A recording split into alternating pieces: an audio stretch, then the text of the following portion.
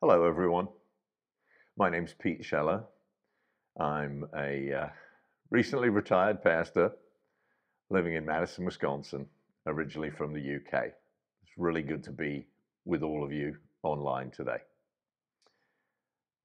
What is your favorite chapter in the Bible? One that stays with you, that you think about over and over again?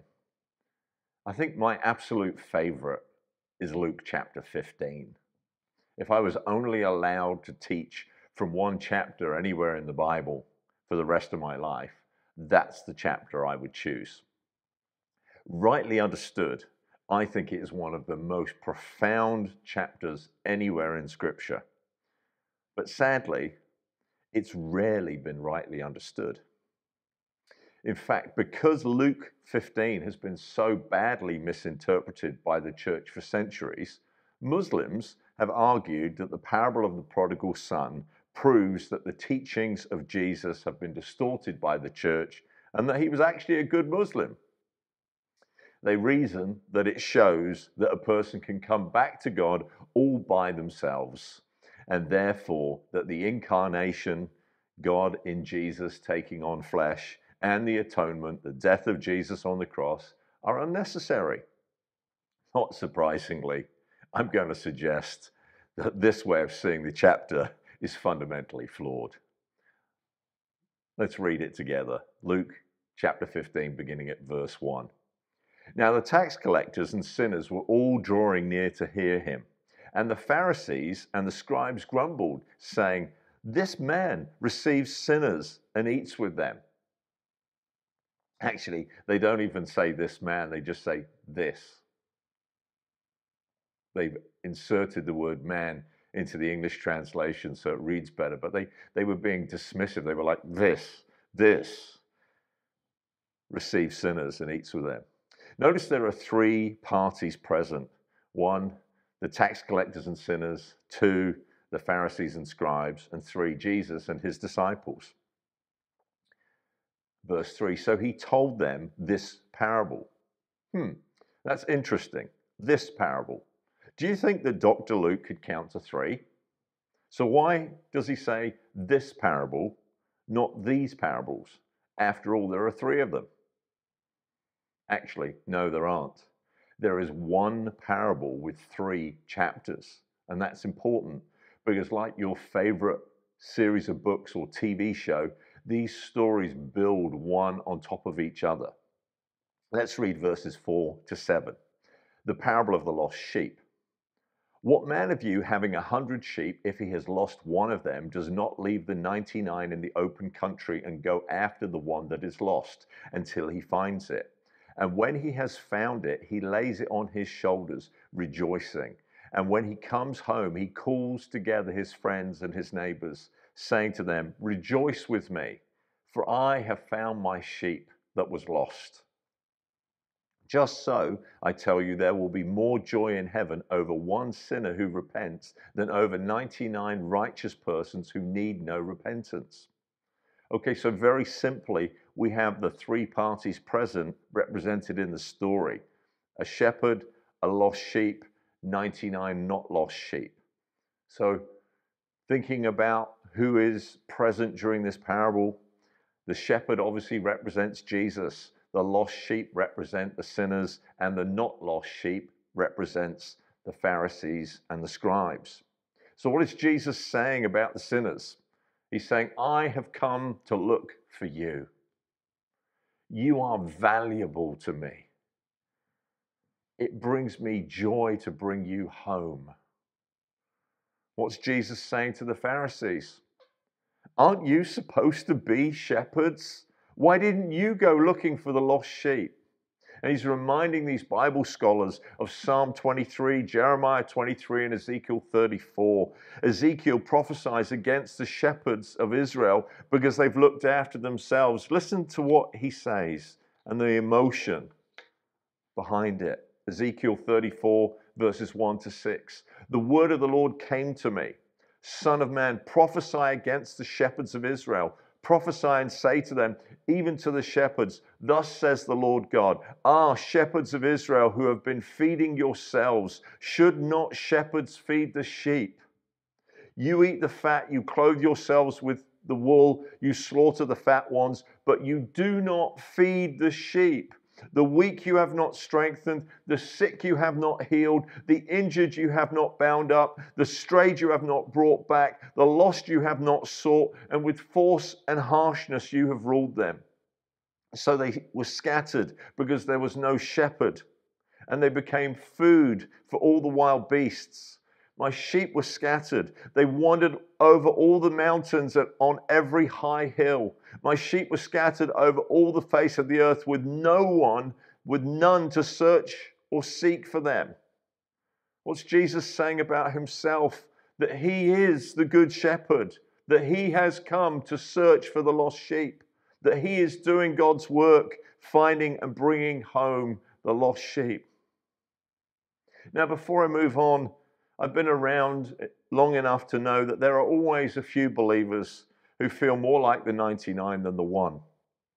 But can I say lovingly, that's not reality.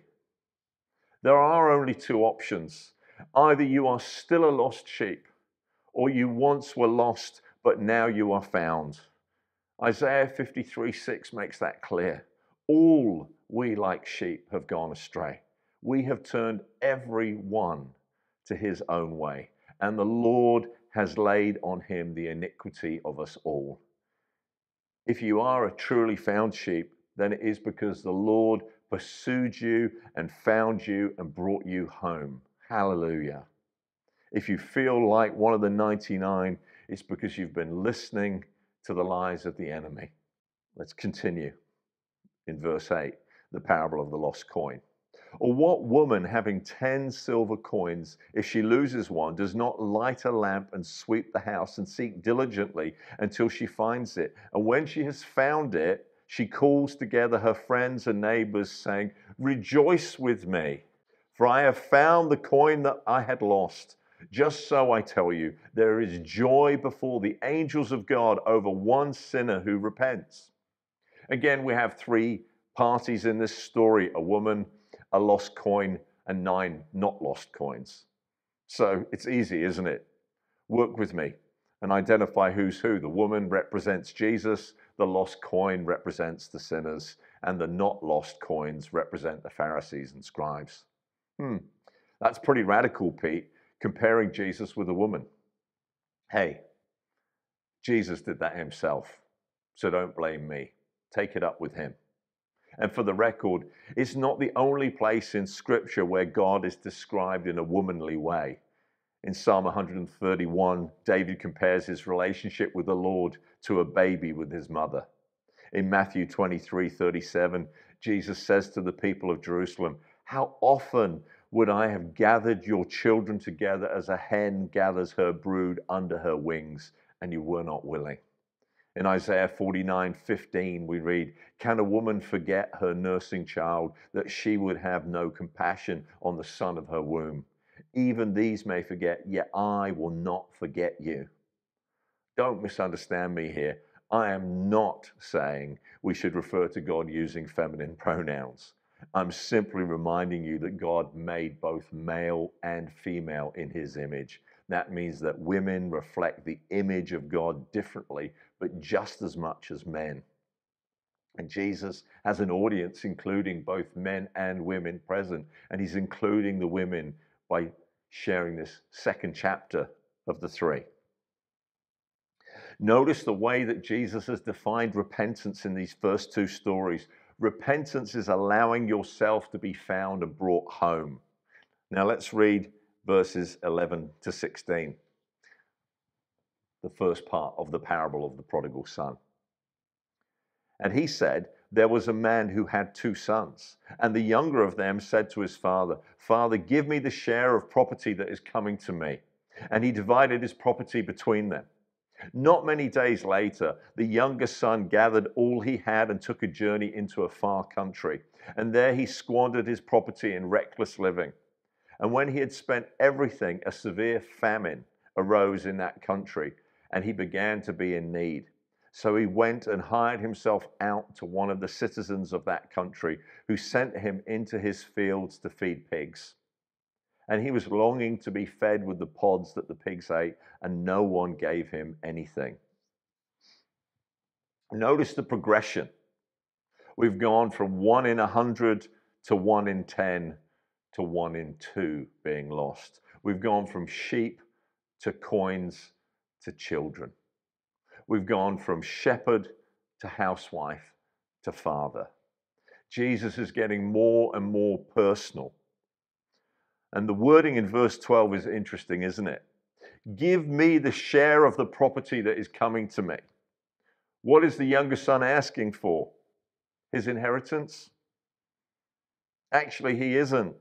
He doesn't want his inheritance, because his inheritance would come with the responsibility to look after his family, to use the money wisely for the sake of future generations, to enhance the family's reputation. And he doesn't want any of that. He just wants the cash. And in that culture, he's clearly just said, Dad, I wish you were dead. In fact, I can't waste my life waiting around for you to die. So how about you give me a pile of cash right now? Now, the expected cultural response from the father was to slap him across the face and kick him out of the house. That's what a good Middle Eastern patriarch would have done. But Jesus is defining the word father when it is applied to God. In fact, in this chapter, Jesus gives the most complete description of the Father found anywhere in his teachings. You see, he is fully aware that the word Father already has some pre-existing definitions for each person listening, both then and now. And let me say that another way. The word Father comes with baggage. And as followers of Jesus, we need to decide whether we will let him define the meaning, him determine what that word translates to as it relates to God, or whether we'll hold on to our own definitions that are clouded by our own history and our own past. Because here is the thing, his Father, our Heavenly Father, is not like and does not behave like any father would, whether a first century Middle Eastern patriarch or a 21st century American. He agrees to the son's request. That's absolutely staggering. Who would do such a thing? Imagine hearing about it at work. A co-worker who is in his 50s with a son in his early 20s says to you, the other day my son said to me, Dad, I can't wait around all my life for you to kick the bucket. So how about you sell your house and cash in your pension so I can have my inheritance now? You'd respond, wow, what did you do? And your co-worker would probably say something like, I told him he was an entitled brat and I kicked him out of the house, of course. I mean, that's what we would do. Notice another detail. It says, and he divided his property between them. The younger son, as culture dictated, got 1/3, and the older son, as culture dictated, got a double portion. He got 2/3. And the younger son liquidates what he's received, but the older brother does not. The younger son turns it into cash. He sells his part of the farm, and he does so quickly. That means that his broken relationship with his dad, his disrespect for his father, is now public.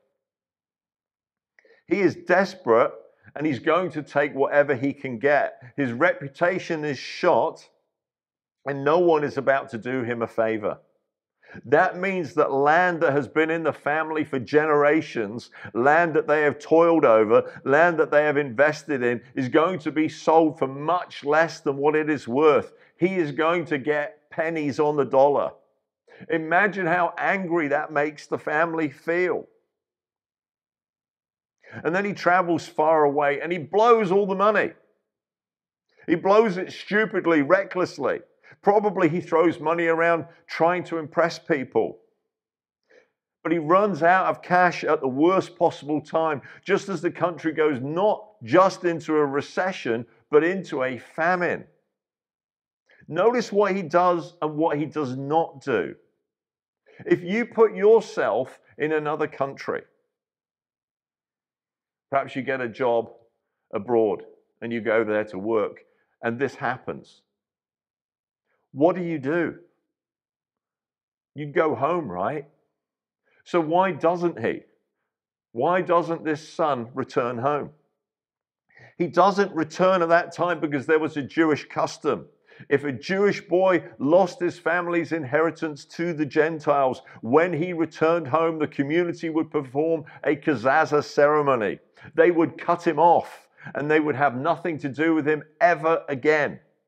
So he reasons to himself, maybe I can get a job here and earn some of the money back.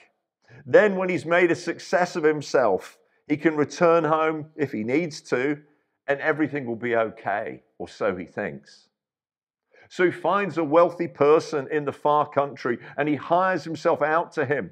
A better translation, other translations say he joins himself to him. The word that's being used here comes from another word meaning to glue. He glues himself, he attaches himself to this wealthy person. I want you to get the picture here. You may have a little bit of a grasp of this if you've traveled to places that are very poor. Like if I go to India and I walk down the street as a 6-foot white guy, I will have offers coming at me from every angle. Someone will offer to carry my bags. Someone will offer to drive me to my destination. Someone will offer to polish my shoes, cut my hair, clean my ears, be my tour guide, sell me all kinds of stuff, or just beg for cash. And some of these people can be very, very persistent. That is what this young man is doing. He is relentless. So what does the wealthy guy do? He offers the young man the worst job he can think of, one that he is sure the kid will reject, because he knows his background. When he showed up in that country, he had loads of money. He was obviously coming from nobility. And so he offers him the worst job he can think of. How about you feed my pigs? And to his amazement, and the Pharisees' horror as they listen, the guy agrees. In their eyes, he couldn't possibly sink any lower. But he's not actually reached bottom yet. He obviously gives this pig feeding a go, at least for a while. But the problem is the owner of the farm won't pay him any cash. So his plan isn't working. Let's continue reading verses 17 to 24. But when he came to himself, he said, how many of my father's hired servants have more than enough bread, but I perish here with hunger? I will arise and go to my father, and I will say to him, Father, I have sinned against heaven and before you. I am no longer worthy to be called your son. Treat me as one of your hired servants. And he arose and came to his father. But while he was still a long way off, his father saw him and felt compassion, and ran and embraced him and kissed him. And the son said to him, Father, I have sinned against heaven and before you. I am no longer worthy to be called your son. But the father said to his servants, bring quickly the best robe and put it on him. Put a ring on his hand and shoes on his feet, and bring the fattened calf and kill it, and let us eat and celebrate. For this my son was dead and is alive again. He was lost and is found, and they began to celebrate. Now, verse 17 is where most people completely ruin this story. They interpret he came to himself to mean he repented. No, he did not. No, he did not. He just got hungry and wanted to eat. So he concocts a plan. I will go back to my dad and ask for help. And as a sweetener, he comes up with this little speech.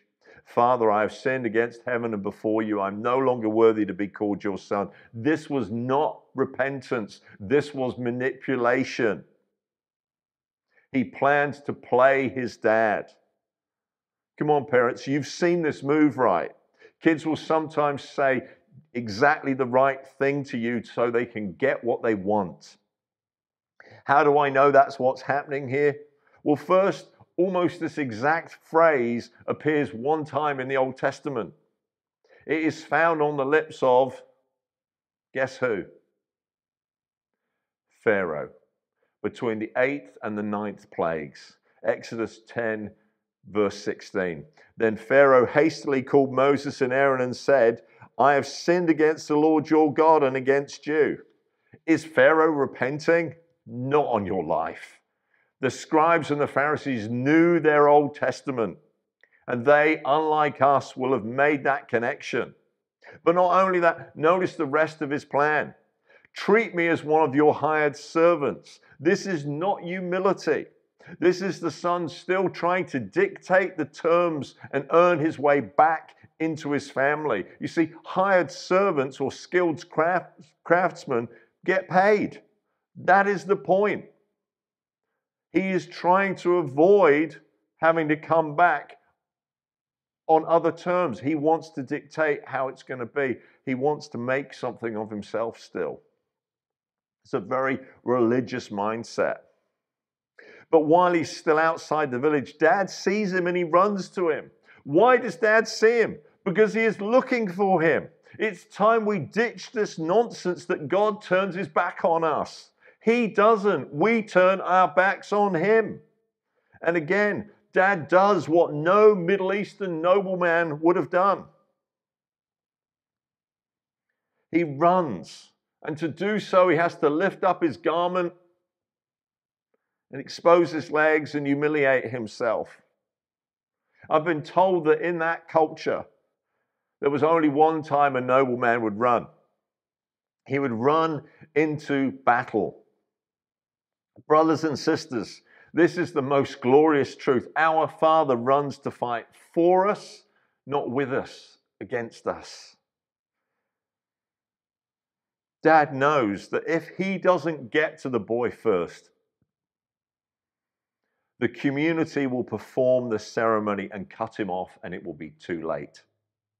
So he runs, he humiliates himself in order to keep alive the possibility of restoration, and perhaps even to distract them from his son. He runs interference for his boy. I believe that this story is, in a way, part 2 of Genesis chapter 3. In Genesis 3, Adam and Eve ate the fruit of the tree of the knowledge of good and evil, and the Father forced them to leave the garden. Not as punishment or because he was ticked off, but because if they ate from the tree of life, having already eaten from the tree of knowledge, they would have been stuck in an irredeemable state for all eternity. So they could never get saved. They could never come home. They would be lost forever. So the Father sent them away to leave the possibility of restoration intact, both for them and for us. And when Dad gets there to his stinky, sweaty, dirty son dressed in rags, he hugs him and he kisses him over and over again. The boy is so shocked that his father would do this for him, that his father feels this way about him, that his rehearsed speech takes on new meaning.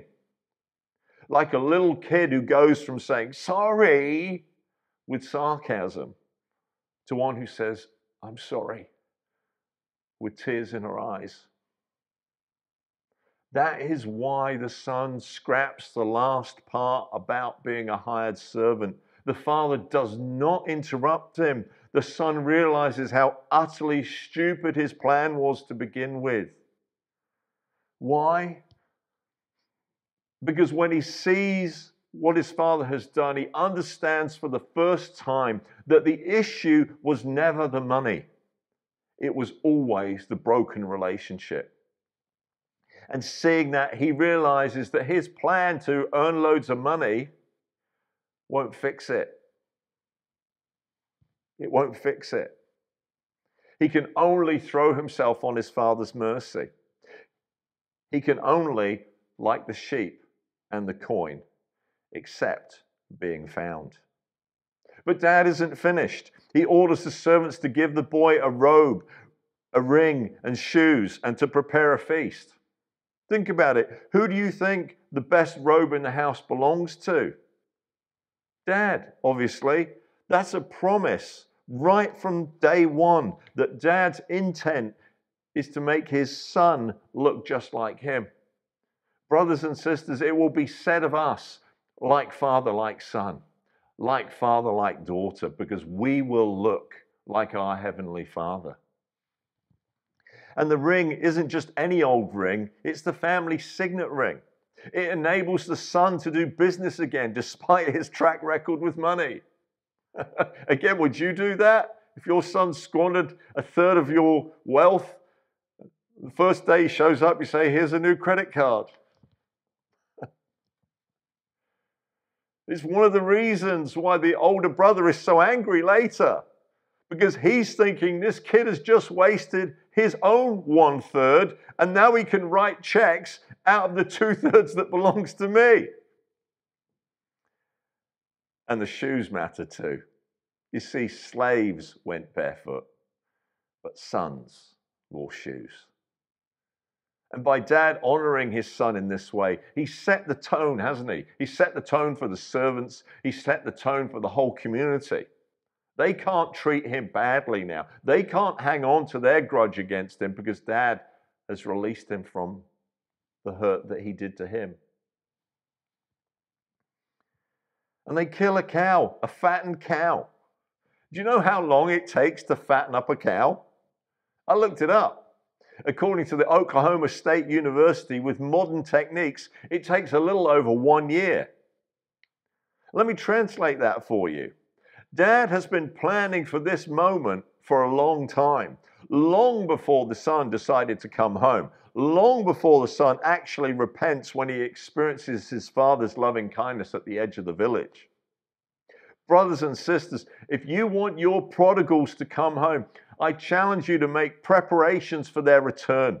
In the spirit, put a stake in the ground by getting that cow fattened up, whatever that translates to for you.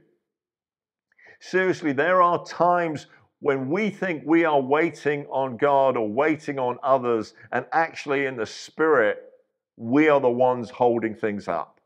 And it will be our action, our obedience, our response to the heart of the Father that will open up the way and shift things. Let's read verses 25 to 31. Now his older son was in the field, and as he came and drew near to the house, he heard music and dancing. And he called one of the servants and asked what these things meant.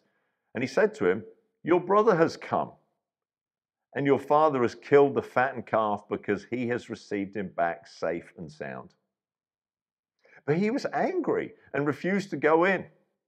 His father came out and entreated him, but he answered his father, "Look, these many years I've served you, and I never disobeyed your command, yet you never gave me a young goat that I might celebrate with my friends. But when this son of yours came, who has devoured your property with prostitutes, you killed the fattened calf for him."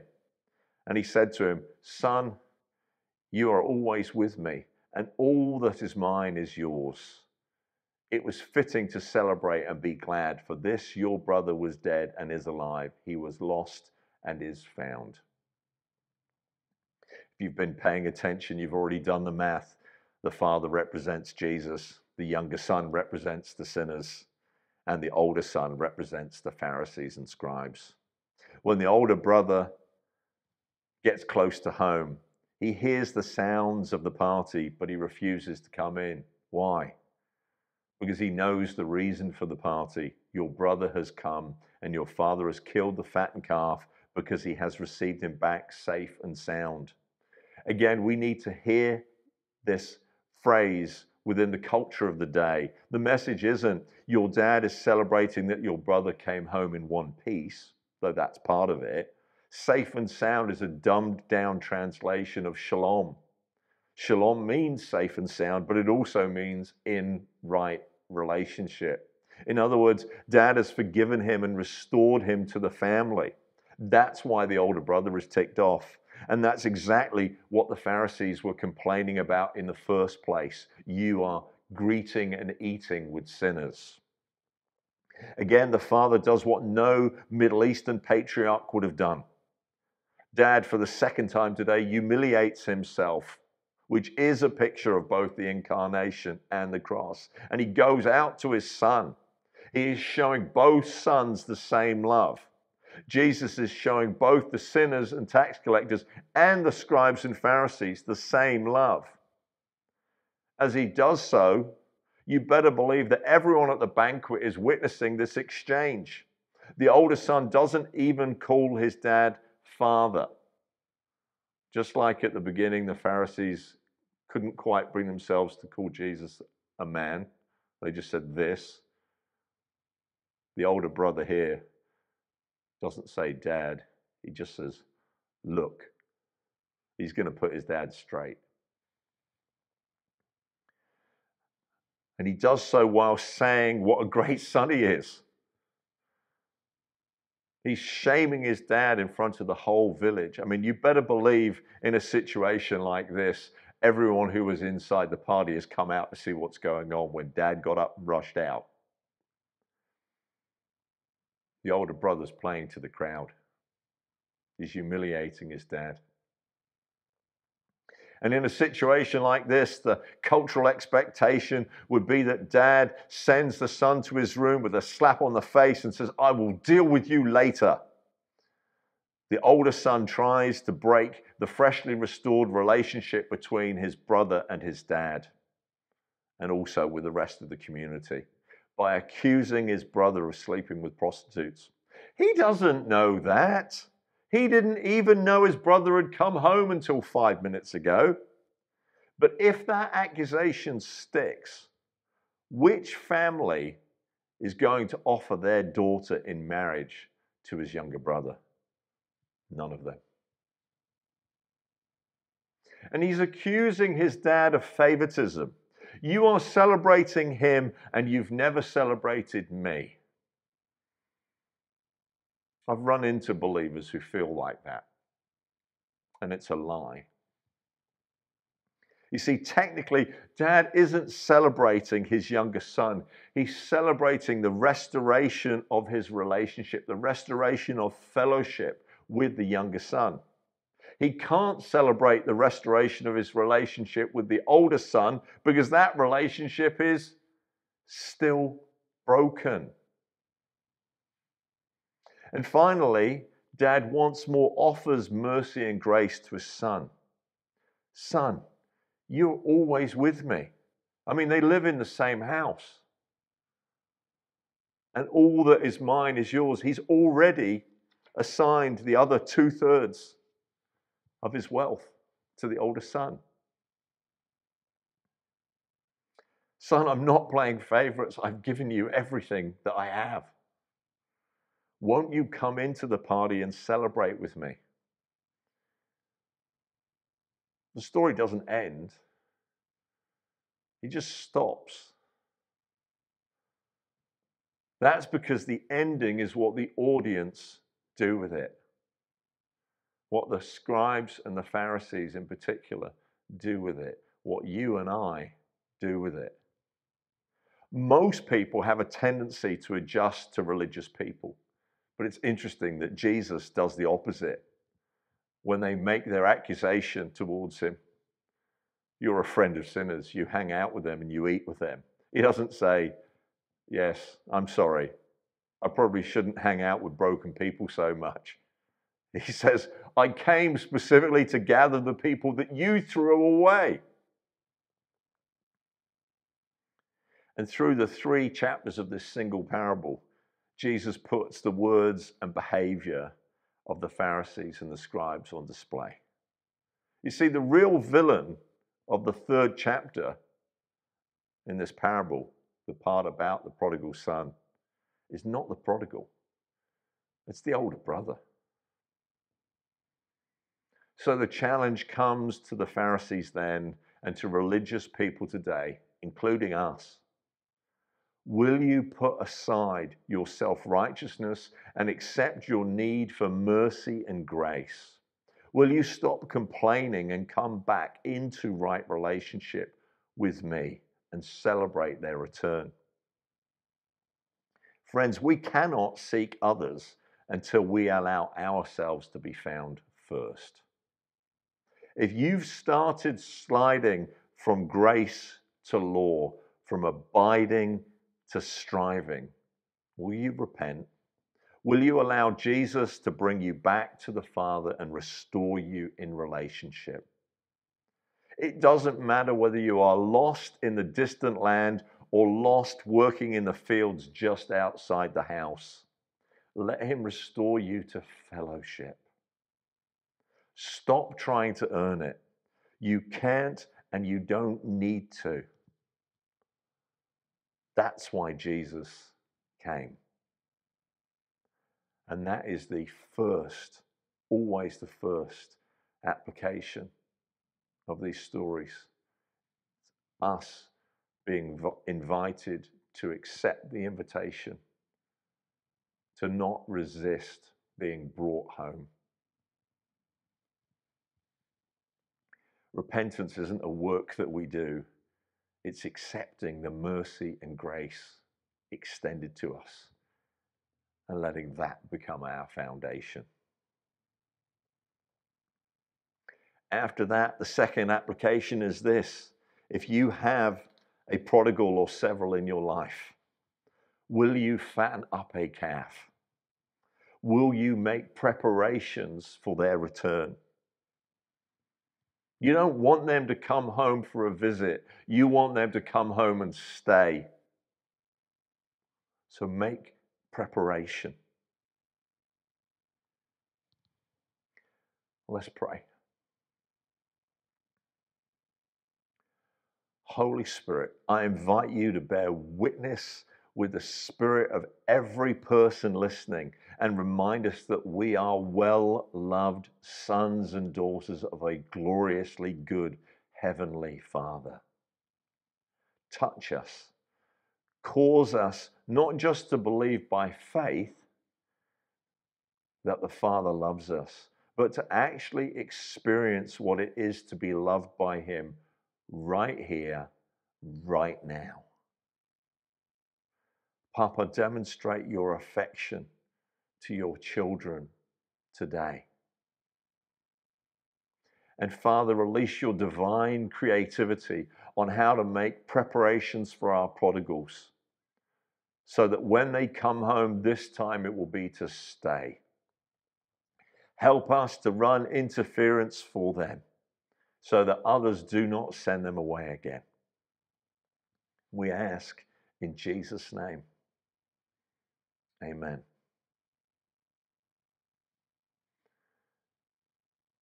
Many blessings to you. I hope this comes with encouragement and that the Lord moves your heart in Jesus' name. Thanks for listening.